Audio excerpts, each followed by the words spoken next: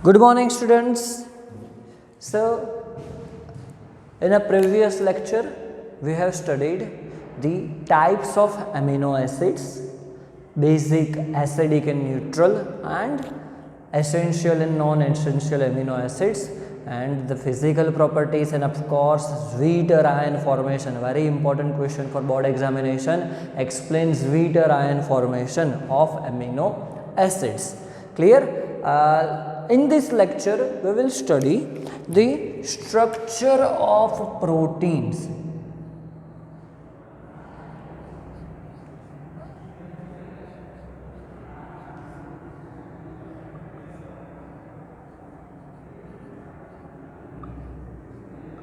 Structure of proteins. So actually, we know that the proteins are the polymers of amino acids. First of all, यहाँ पे लिखते हैं we know that कि proteins are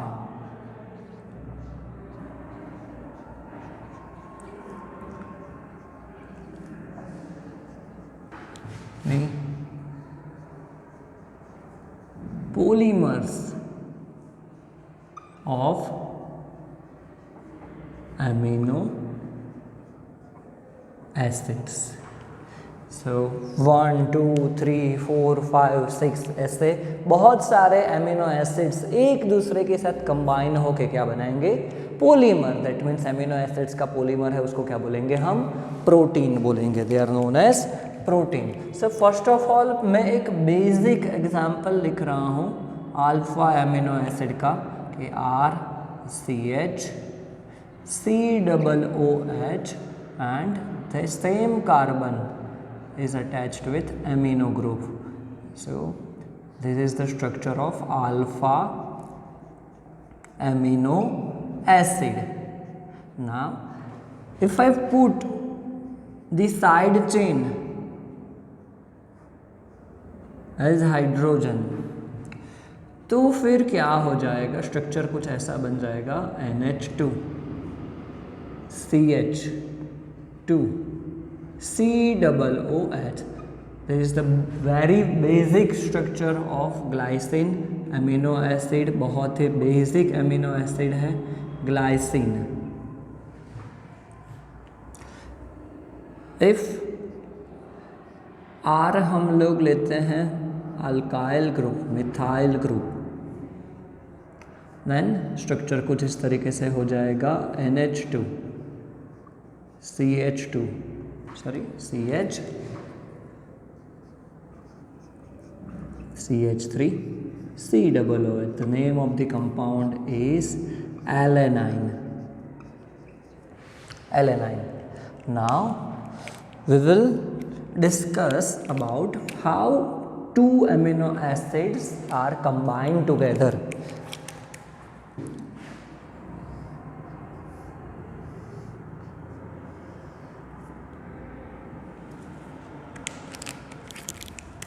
So first I write in a straight chain NH2 CH2 COOH plus alanine, and it is NH2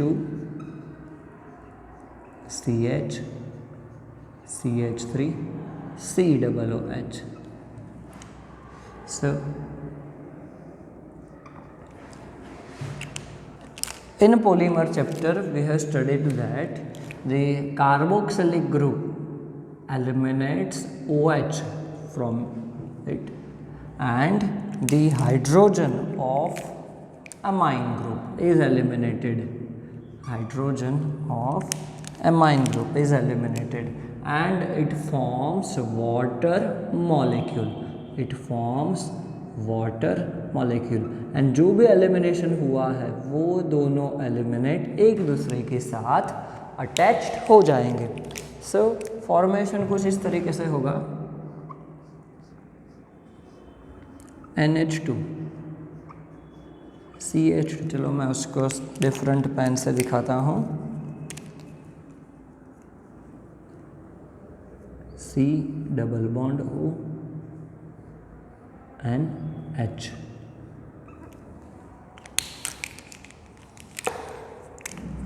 and CH CH3 COOH। सो ये जो bond formation हुआ है दो अमीनो एसिड्स के बीच में, तो ये कौन सा बॉन्ड फॉर्म हुआ है? तो ये है amide bond. We know that already, we have studied in chapter number 13 amide bond, and the amide bond is also known as peptide bond or peptide linkage. It is known as peptide linkage or peptide bond.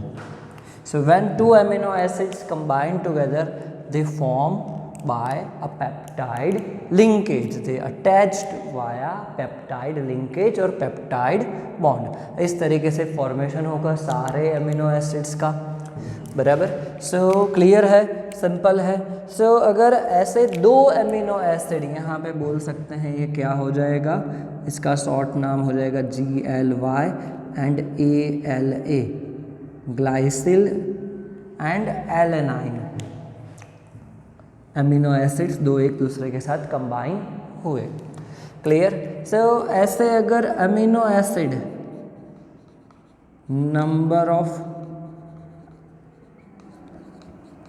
Amino acids and name of bond, तो क्या हो जाएगा? Number of amino acid दो है, तो ऐसे अंदर जो बॉन्ड होता है उसको डाईपेप्टाइड बॉन्ड बोलेंगे, कि दो अमीनो एसिड कंबाइन हुए तो डाईपेप्टाइड बोलेंगे।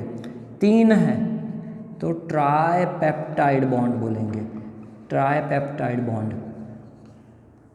अगर ऐसे चार है तो फिर टेट्रा पेप्टाइड बॉन्ड। पांच है तो पेंटा, हेक्सा, हेप्टा, ऑक्टा। वैसे ही अगर मोर देन 10 है तो फिर उसको बोलेंगे polypeptide bond. It is known as polypeptide bond. So polymers बन जाएगा वो। Now एक बहुत ही इम्पोर्टेंट एग्जाम्पल आपको दिया है, इंसुलिन। जो जनरली डायबिटिक पेशेंट होते हैं, अगर आपके घर में कोई है तो आपको पता होगा, दादा दादी या कोई भी, कि वो इंसुलिन सिरिंज आती है, इंसुलिन इंजेक्शन लेते हैं to control the sugar. Insulin is used, okay, जिसके अंदर टोटल कितने हैं? 51 अमीनो एसिड्स हैं। 51 अमीनो एसिड्स देखने को मिलते हैं किसके अंदर? इंसुलिन के अंदर। क्लियर। बहुत ही सिंपल छोटा सा टॉपिक है, स्ट्रक्चर ऑफ प्रोटॉन। इसको आपको वर्ड्स में एक्सप्लेन करना है, टेक्स्ट बुक में से लिख लेना है, बहुत ही सिंपल है। अगर नहीं समझ में आ रहा है तो फिर मैसेज या तो फिर कॉल कर सकते हो। सिंपल टॉपिक था, स्ट्रक्चर ऑफ प्रोटीन। एक्चुअली यहाँ पे आपको बेसिक याद रखना है कि ट्राईपेप्टाइड बॉन्ड कैसे बनेगा। तो अगर यहाँ पे दूसरा क्या हो जाएगा, कोई NH2 वाला, मतलब NH2 पार्ट आएगा, यहाँ पे कौन सा पार्ट आएगा? COOH वाला पार्ट आएगा। तो इस तरीके से एमाइड फॉर्मेशन होता रहेगा, वाटर मॉलिक्यूल एलिमिनेट होते रहेंगे, एंड जो पूरा एमिनो एसिड का जो स्ट्रक्चर है इस तरीके से 1 बाय 1 पेप्टाइड बॉन्ड के साथ, पेप्टाइड लिंकेज के साथ अटैच्ड होता रहेगा। एंड ऐसे बहुत सारे लंबी स्ट्रेट चेन या तो फिर ब्रांचेस के साथ जो बनता है उसको क्या बोलेंगे हम? प्रोटीन बोलेंगे। जनरली प्रोटीन का जो मॉलिक्यूलर मास होता है वो भी 10,000 यूनिफाइड मास, मतलब बहुत ही ज़्यादा होता है प्रोटीन का भी मॉलिक्यूलर मास। जैसे बहुत सारे एलिमेंट्स एक दूसरे के साथ कंबाइन होके, अमीनो एसिड्स कंबाइन होके क्या बनाएंगे? पॉलीपेप्टाइड बॉन्ड, एंड वो प्रोटीन की प्रिपरेशन करेंगे, प्रोटीन प्रिपेयर करेंगे, बराबर। तो आज के लेक्चर के अंदर हम लोग यहाँ तक रखते हैं। नेक्स्ट लेक्चर के अंदर हमारा ऑलमोस्ट चैप्टर भी ख़त्म हो जाएगा, क्योंकि उसके बाद वाला जो टॉपिक है वो निकाल दिया है सिलेबस में से अभी तो नेक्स्ट लेक्चर के अंदर चैप्टर कंप्लीट हो जाएगा हमारा।